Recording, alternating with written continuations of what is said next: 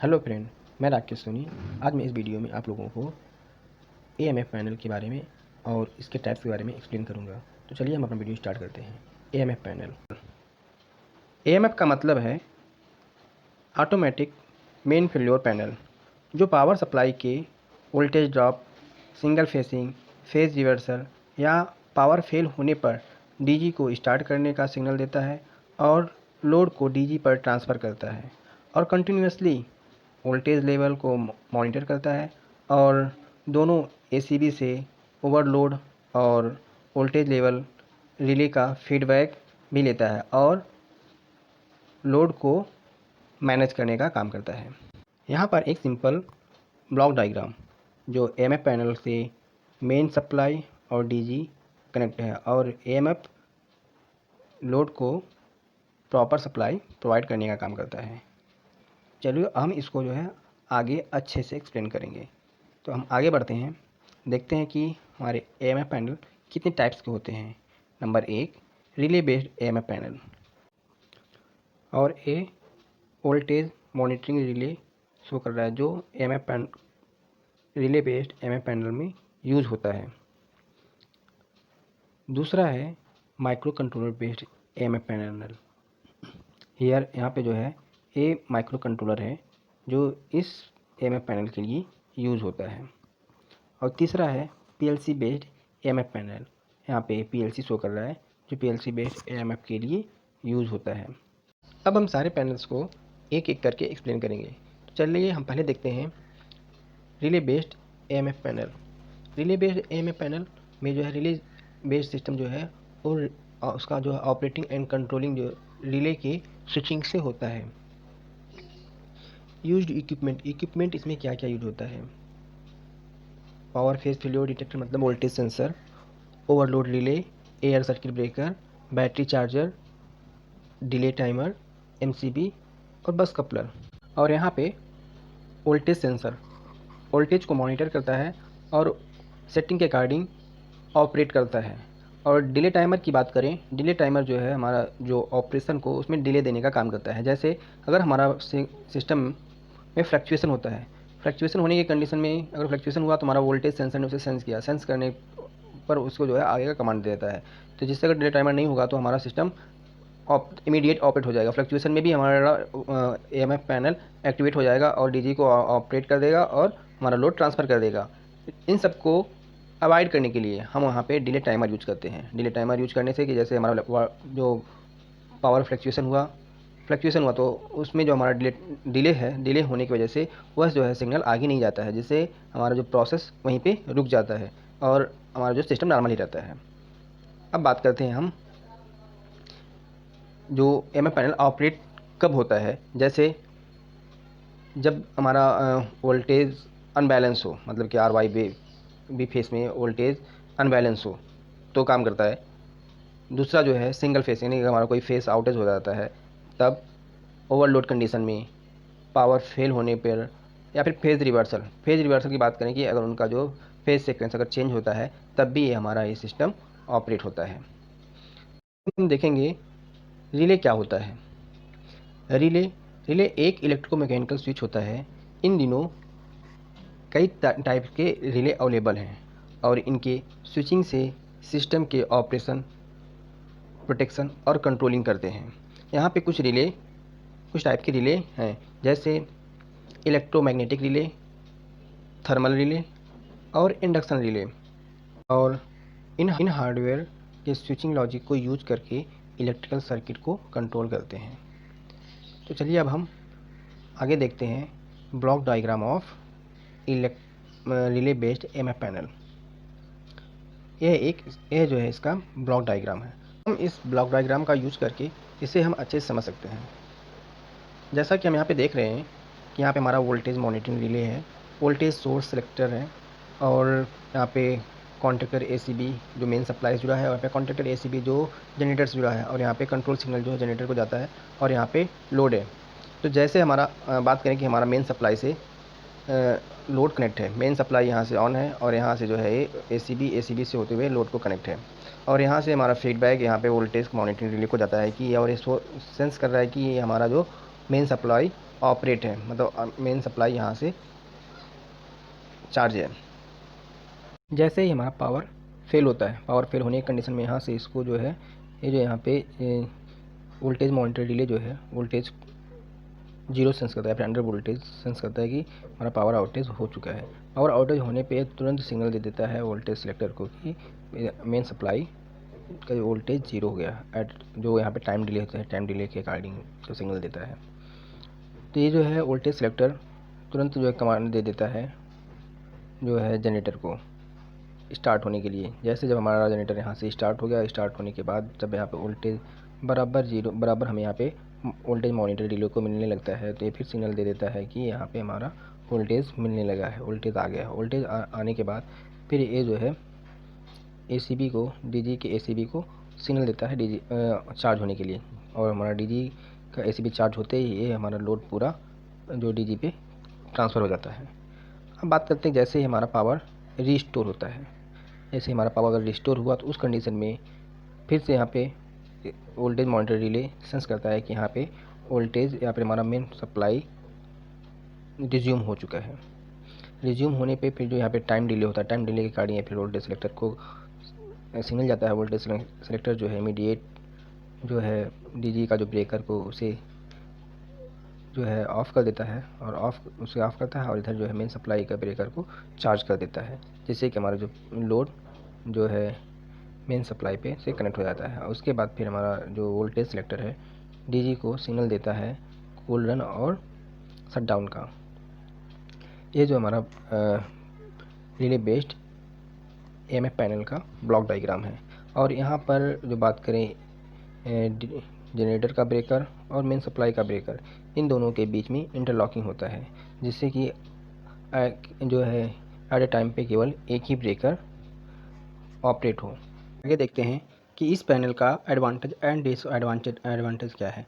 Advantage की बात करें कि ये जो हमारा पैनल है, जब स्टार्टिंग करने के लिए, शट डाउन करने के लिए जो मैन पावर का जो मॉनिटरिंग और स्ट्रेस जो होता था और जो बहुत ज़्यादा टाइम कंज्यूमिंग होता था, यह इसको रिड्यूस करने में, सॉल्व करने का काम किया। और जब हमारा वोल्टेज ड्रॉप होता है लगभग 70% या फिर जो हमारा लिमिट सेट होता है और उससे ड्रॉप होता है, तो हमारा डीजी पे लोड को ट्रांसफ़र करने का काम करता है। और हम डिसएडवांटेज की बात करें तो इसका जो वोल्टेज ड्रॉप की जो बहुत फास्टली जो वोल्टेज ड्रॉप होने पे जो बहुत फास्टली ऑपरेट नहीं होता है, और इसके जो डिवाइसेज हैं ओवरलोड पे डैमेज होने के चांसेस होते हैं, और इसको जो है मैनुअली ऑपरेट करने में बहुत ज़्यादा टाइम कंज्यूम होता है, और इसकी वायरिंग बहुत ही कॉम्प्लेक्स होती है, जिससे इसमें जो फॉल्ट फाइंडिंग जो होता है वह बहुत ही डिफ़िकल्ट होता है, और इसको जो है मॉनिटरिंग करना रिले के साथ में वो आसान नहीं होता है। सिस्टम से कम्युनिकेशन नहीं हो पाता है, और जो डीजी सेफ्टी वो भी नहीं हो पाता है। डीजी का इंटरनल सेफ्टी हुआ, और ऑल पैरामीटर्स को जो है वो डिस्प्ले नहीं कर सकते हैं। तो अब हम इन सब चीज़ों को मिनिमाइज़ करने के लिए, प्रॉब्लम को सॉल्व करने के लिए अब हम यूज़ करते हैं micro controller based AMF panel. अब पहले हम ये देखेंगे कि कंट्रोलर बेस्ड एएमएफ पैनल होता क्या है। पहले जो है हम एएमएफ पैनल के थ्रू स्टॉप डीजी का स्टार्ट करना, स्टॉप करना, और जो है लोड ट्रांसफ़र करने का काम होता था। लेकिन अब इन दिनों में हम जो है ऑल पैरामीटर को डिस्प्ले पे शो करना, डीजी सेफ्टी और जो भी एक्टिविटी एएमएफ पैनल के थ्रू हो रहा है उसको कम्युनिकेशन के माध्यम से सिस्टम पर देखना, ये सब जो है हमारा micro based controller AMF system से होता है।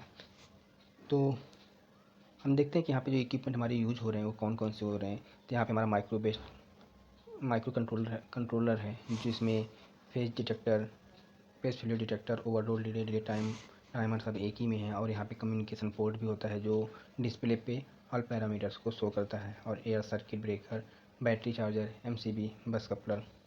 और एएमएफ जो पैनल ऑपरेट कब होता है, जब अनबैलेंस वोल्टेज अनबैलेंस हो, सिंगल फेज या phase loss, overload condition, power outage या पावर फेल, फेज रिवर्सल, और डीजी सेफ्टी फ्यूल लेवल का कम होना और भी बहुत सारे पैरामीटर्स हैं जिससे जो है एएमएफ पैनल ऑपरेट का होता है और कंट्रोल करता है। और यहाँ पर micro controller based AMF panel जो यहाँ पे दिख रहा है। अब हम आगे बढ़ते हैं, block diagram of micro controller AMF panel का हम देखते हैं और उसको जो है एक्सप्लेन करते हैं। तो यहाँ पे हमारा micro controller based AMF panel का ब्लॉक डायग्राम है, जहाँ पर एक लॉजिक कंट्रोल यूनिट है, जहाँ पे जो प्रोग्राम को एग्जीक्यूट करते हैं, जिसके प्रोग्राम के अकॉर्डिंग हमारा पूरा सिस्टम कंट्रोल होता है और ऑपरेट होता है। ये मोड सिलेक्टर स्विच है, ये ऑटो मोड या मैनुअल मोड का। और ये जो चेंज ओवर स्विच जो मेन एसीबी और डीजी को एसीबी को कनेक्ट करने का काम करता है, सिग्नल चार्ज करने का काम करता है, ऑन ऑफ करने का काम करता है। और यहाँ पे डिस्प्ले यूनिट है, जो भी यहाँ पे एक्टिविटी होता है या फिर जो भी पैरामीटर्स हैं, सारे पैरामीटर्स यहाँ पे शो करते हैं, और जो भी अलार्म आते हैं वो अलार्म यहाँ पे शो करते हैं। अब हम इसको एक्सप्लेन करते हैं कि यहाँ पे हमारा जो मेन सप्लाई और यहाँ पे डीजी सप्लाई। मेन सप्लाई जब हमारा चार्ज होता है, एसी लोड को कनेक्ट होता है, तो उस कंडीशन में यहाँ से जो मेन सप्लाई मॉनिटर के थ्रू ये जो हमारा लॉजिक कंट्रोल यूनिट है उसको फीडबैक से लेता है कि हमारा यहाँ पे वोल्टेज कनेक्ट है। जैसे ही मेन पावर फेल होने पर यहाँ से जो फिर से सिग्नल पहुँचता है कि यहाँ पे हमारा जो वोल्टेज जीरो हो गया है, मेन सप्लाई मॉनिटर से फिर इसको कंट्रोल यूनिट देता है कि जीरो हो गया। और जीरो होने की कंडीशन पे जो यहाँ पे जो टाइम डिले होता है, टाइम डिले के अकॉर्डिंग ये इसको डीजी को सिग्नल देता है स्टार्ट करने का। और डीजी जैसे स्टार्ट होता है, डीजी स्टार्ट होने पर और इसको जो है सिग्नल मिलता है कि वोल्टेज यहाँ पे हो गया। जितना वोल्टेज हमारा रेटेड वोल्टेज गेन कर लिया। रेटेड वोल्टेज गेन होते ही ये जो है कमांड दे देता है चेंज ओवर एक्चुएटर वाल्व को, जो लोड को डीजी पर ट्रांसफ़र कर देता है। और फिर जैसे ही हमारा यहाँ पे लोड को ट्रांसफ़र होने के बाद अब बात करते हैं, जैसे ही हमारा जो मेन सप्लाई रिज्यूम होता है, मेन सप्लाई रिज्यूम होने के बाद फिर से यहाँ पे मेन सप्लाई मॉनिटर के माध्यम से लॉजिक कंट्रोल जो है फीडबैक के थ्रू सेंस कर लेता है कि मेन सप्लाई का रेटेड वोल्टेज यहाँ पे मिल गया है। रेटेड वोल्टेज मिलने के बाद ये जो तुरंत कमांड दे देता है एक्चुएटर वाल्व को चेंज ओवर करने के लिए, यहाँ पे इसको फिर से चेंज ओवर करने के लिए। और जैसे फिर चेंज ओवर होने के बाद और लॉजिक कंट्रोल सिग्नल भेज देता है डीजी को कूल रन और शट डाउन का। ये हमारा सिंपल जो है micro controller based AMF panel का ब्लॉक डायग्राम है। अब हम इसके बारे में आगे देखते हैं कि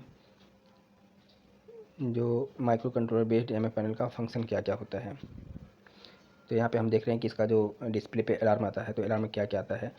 जब हमारा जब हमारा मेन पावर फेल होता है तो आता है, और डीजी का स्टार्ट होने में या स्टॉप होने में अगर कोई फेल होता है तो होता है बैटरी वोल्टेज लो होने पर, कैनोपी का डोर ओपन हो या फिर उस कैनोपी के अंदर का टेम्परेचर बढ़ने पर, वाटर लेवल कम होने पर, और अब हम micro controller based AMF panel के फंक्शन के बारे में यहाँ पे एक्सप्लेन करेंगे। तो हम जानते हैं कि इसके डिस्प्ले पर जो इलेक्ट्रिकल पैरामीटर हैं KWH, voltage, current, percentage of load, cooling temperature, DG temperature और रनिंग आवर, ये सब जो पैरामीटर इसकी डीजी के डिस्प्ले पर कंट्रोलर के डिस्प्ले पर शो करते हैं। और साथ में जो इसका फंक्शन होता है, जो अलार्म देना है, अलार्म जो है जब पावर फेल होता है उसका अलार्म, डीजी को स्टार्ट और स्टॉप के फेलियर के टाइम पे अलार्म आता है। बैटरी वोल्टेज लो होने पर, कैनोपी का डोर ओपन हो या फिर कैनोपी का टेम्परेचर हाई होने पर, लो वाटर लेवल का अलार्म, और over and under voltage, frequency and speed का अलार्म, फ्यूल लो होने पर अलार्म, और जो है फ्यूल लेवल और वाटर लेवल को जो है अल्ट्रासोनिक सेंसर के थ्रू मेजर करके वो डिस्प्ले पे शो करता है। और एमएफ पैनल जो है डीजी को किसका सेफ्टी भी यहाँ पे कंट्रोल करता है। और हम डीजी सेफ्टी की बात करें, डीजी सेफ्टी का जो हमने एक वीडियो ऑलरेडी बना चुका हूँ, उसका जो है लिंक मैं इसके डिस्क्रिप्शन में दे दूंगा, जहाँ से आपको डीजी सेफ्टी के बारे में अच्छे से एक्सप्लेन किया हुआ है, जिसको अच्छे से आप समझ सकते हो। तो अब और दूसरा जो यहाँ पे अलार्म और ट्रिप देने का काम करता है, और जब हमारे डीजी का लो ल्यूब ऑयल प्रेशर हो तो वहाँ पे अलार्म और ट्रिप का कमांड आता है। हाई सिलेंडर और हाई वाटर टेम्परेचर का अलार्म होने पर अलार्म और ट्रिप का कमांड होता है। लाइक ऑफ फ्यूल, जो फ्यूल की एक लिमिट से जैसे ही वो कम होता है, वहाँ पे हमारे डीजी को ट्रिप कर देता है। अल्टरनेटर में अगर कोई फॉल्ट होता है तो वहाँ पे भी हमारा डीजी को ट्रिप करने का काम करता है। ओवर स्पीड, उसका जो अगर ओवर स्पीड होता है, ओवर स्पीड की कंडीशन पे भी हमारा डीजी को ट्रिप का कमांड देने का काम करता है एमएफ पैनल। और इसकी बात करें कि इसका जो ड्रॉबैक है, इस सिस्टम को हम स्काडा के थ्रू कंट्रोल नहीं कर सकते, या फिर सिग्नलिंग कम्युनिकेशन नहीं कर सकते हैं। और इसके थ्रू हमारा जो नंबर ऑफ अगर ज़्यादा डीजी हैं तो उनका जो कंट्रोलिंग इसके थ्रू जो है बहुत टफ होता है। और डीजी का जो लोड शेयरिंग इसके माइक्रो कंट्रोलर से ये बहुत टफ होता है। तो हम इन सब चीज़ों को प्रॉपर करने के लिए, फिर इन सब चीज़ों को सॉल्व करने के लिए हम आगे पीएलसी बेस्ड एमएफ पैनल के बारे में PLC based MF panel use करते हैं। तो पहले हम देखते हैं कि हमारा पीएलसी बेस्ड एमएफ पैनल होता क्या है। पीएलसी बेस्ड एमएफ पैनल की बात करें कि यहाँ पे जो हमारा जितना भी जो कंट्रोलिंग है, उसको हम एक प्रोग्रामिंग के थ्रू, लॉजिक के थ्रू प्रोग्राम करके और पीएलसी में उसको अपलोड करके, और जो ऐसी हमारी रिक्वायरमेंट है उसके हिसाब से हमें पीएलसी में अपलोड करते हैं, और हम अपने सिस्टम को उसके अकॉर्डिंग ऑपरेट करते हैं। और यहाँ पे जो हमारा इक्विपमेंट यूज होता है, इक्विपमेंट में पीएलसी है, कम्युनिकेशन केबल है, इनपुट एंड आईओएस कार्ड बोलते हैं, input and output card, circuit ACB, battery charger, MCB and बस कपलर, इसके जो है यूज इक्विपमेंट होते हैं। और ये जो ऑपरेशन कब करता है, जब हमारा वही सेम चीज़ें, जब हमारा अनबैलेंस कंडीशन हो, सिंगल फेज लॉस हो, overload condition, power outage, page reversal, DG safety, fuel level, protection of DG and system. और जो है इसके थ्रू जो है हम ऑल जो पैरामीटर्स हैं या फिर ऑल जो फंक्शनिंग है, हम उसको इस SCADA सिस्टम के थ्रू कंट्रोल और ऑपरेट कर सकते हैं। तो हम देखते हैं कि आगे की इसका जो ब्लॉक डायग्राम है डीजी का, पीएलसी बेस्ड एम पैनल का, वो आगे एक्सप्लेन किया है। ये इसका ब्लॉक डायग्राम है, जहाँ पर ये जो है प्रोग्रामेबल पीएलसी लॉजिक कंट्रोल लगा हुआ है, जिसके थ्रू ये डीजी और यहाँ पे हमारा जो एमए पैनल है, एमए पैनल पे जो है लोड और बैकअप सिस्टम और हमारा मेन सप्लाई, इसको कनेक्ट करके, और जहाँ पे फॉल्ट फाइंडिंग होता है, ये इसको इनपुट आउटपुट के थ्रू कंट्रोल करता है। और यहाँ पे इसको जो है कम्युनिकेशन केबल के थ्रू कंप्यूटर से कनेक्ट होता है, जहाँ पे इसको जो है स्काडा बेस्ड सिस्टम पे हम इसको कंट्रोल कर सकते हैं, कम्युनिकेट कर सकते हैं और इसको ऑपरेट कर सकते हैं। अब बात करते हैं हमारा जो है आगे पीएलसी बेस्ड पैनल का फंक्शन के बारे में, इसका फंक्शन क्या क्या होता है। तो हम यहाँ पे वही बातें होंगी कि यहाँ पे जितने भी पैरामीटर्स हैं, मेन पावर सप्लाई का, जनरेटर सप्लाई का, लोड का, जनरेटर का, डीसी कंट्रोल जो है, और बैटरी चार्जर, और न्यूट्रल कॉन्टेक्टर ऑन, और डीजी सेट का, मेन डीजी बस कपलर, सर्किट का जो स्टेटस, सारी चीज़ें जो हम इसके SCADA सिस्टम पे देख सकते हैं। और बात करते हैं कि जो यहाँ पे ट्रिपिंग और अलार्म जो आता है, उसको वो यहाँ पे हाई, मतलब सेम वही चीज़ें जो डीजी सेफ्टी की चीज़ें हैं, वही चीज़ें सेम यहाँ पे भी हम SCADA सिस्टम पे देख सकते हैं। जैसे कि high coolant temperature, low lube oil pressure, low coolant level, high and low engine speed, low and high battery voltage indication, lack of fuel, high canopy temperature.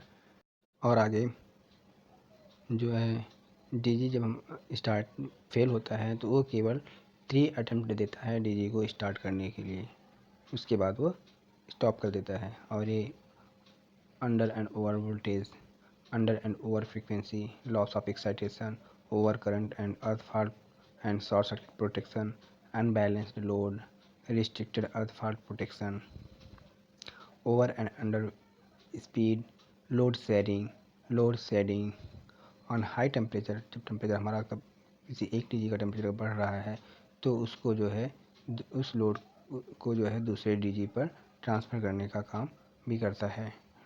Differential protection, diode protection, fuel level, जो day tank में fuel level है, इन सब चीज़ों को SCADA system के display पे show करता है और हम इसका जो ऑपरेशन और मॉनिटरिंग स्काडा सिस्टम पे कर सकते हैं। यहाँ पे फ्यूल लेवल और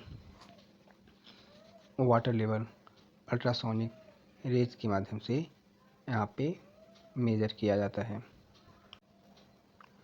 thank you watching for this video. अगर आपको हमारा वीडियो अच्छा लगा हो तो लाइक करें, शेयर करें और हमारे चैनल को सब्सक्राइब करें और बेल आइकन को दबाना ना भूलें। धन्यवाद।